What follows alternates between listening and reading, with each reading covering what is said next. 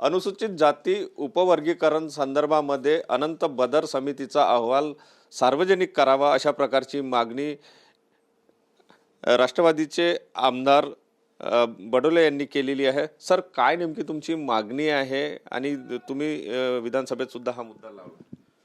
नाही, सर्वोच्च न्यायालयानं 1 ऑगस्ट 2024ला जो निर्णय दिला आहे तर त्याच्यामध्ये अनुसूचित जातीचं उपवर्गीकरण करता येते असं त्याच्यात म्हटलं आहे। आणि त्या संदर्भामध्ये महाराष्ट्र शासनानं बदर समिती सर्वोच्च न्यायालयाचे उच्च न्यायालयाचे निवृत्त न्यायाधीश अनंत बदर यांच्या नेतृत्वात बनवली होती। त्याचा अहवाल सरकारकडे आलेला आहे।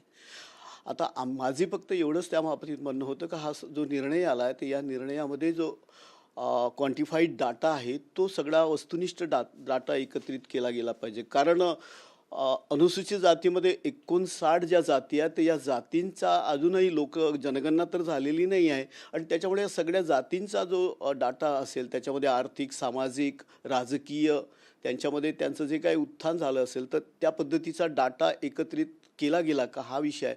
आणि त्या बाबतीमध्ये म्हणून हा जो सरकारला जो अहवाल आला आहे तो अहवाल पब्लिक डोमेनमध्ये टाकला तर लोकांना पण त्याच्यामध्ये स्वतःच्या प्रतिक्रिया देता येतील आणि म्हणून तो पब्लिक डोमेनमध्ये टाकावा एवढी माझी त्या संदर्भातली मागणी आहे।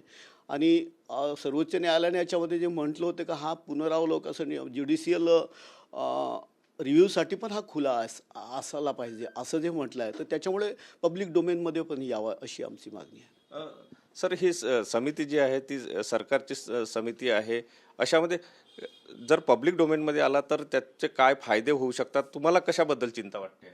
नाही, मुळातच याच्यामध्ये जर पाहिलं तर अनुसूचित जातींना आरक्षण देताना सर्व माननीय राष्ट्रपतींच्या प्रेसिडेन्शियल ऑर्डरनं अनुसूचित जातीमध्ये येतात। त्याच्यामुळे हा निर्णय शेवटी केंद्र सरकारचा आणि राष्ट्रपतींचा असतो। परंतु याच्यामध्ये सर्वोच्च न्यायालयाने म्हटले का उपवर्गीकरण करण्याचा अधिकार राज्यांना दिला आहे।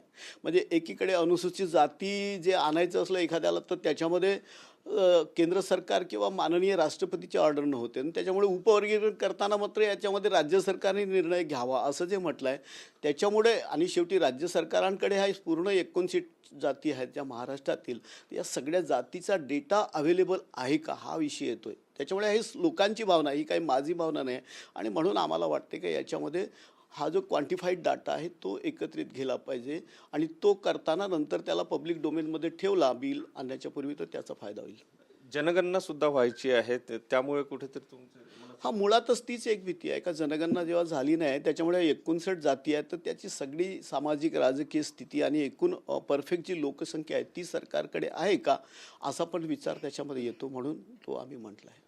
तुम्ही हा प्रश्न विधानसभेमध्ये तर मांडलेला आहे पण आता सरकारकडून त्यावर काही उत्तर मिळालं आहे का आणि तुम्ही त्याचा फॉलोअप कशा प्रकारे? नाही, मी मुळातच हा जो विषय बोललो आहे तर ही लोकांची भावना आहे, लोकभावना आहे म्हणून मी त्या संदर्भात बोललो। कारण लोक आम्हाला जेव्हा म्हणतात म्हणून आम्हाला ते मांडावं लागलं ना। मला वाटते नक्की सरकार या बाबतीत नक्की निर्णय घेईल, पब्लिक डोमेन पण येईल असं मला वाटते।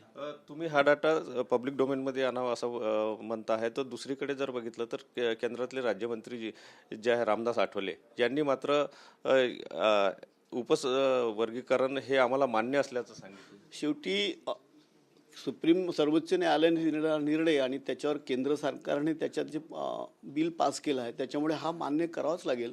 फक्त आम्ही म्हणतोय का राज्य सरकारांना तो निर्णय दिलेला आहे उपवर्गीकरणाचा तो करताना लोकभावनांचा आदर केला पाहिजे आणि प्रत्यक्ष त्याच्यात वस्तुनिष्ठ डेटा त्याच्यामध्ये आला पाहिजे अशी भावना आहे आणि म्हणून आम्ही फक्त तेवढं म्हणतोय। नक्कीच लोकांना जर याच्यावर काही आक्षेप असेल तर ते नोंदविता येऊ शकतात, त्यामुळे ते पब्लिक डोमेनमध्ये आणावं अशी मागणी जी आहे ते राजकुमार बडोले यांनी केलेली आहे। कॅमेरामन सचिन सयामसह सुनील ढगे, TV9 मराठी, नागपूर।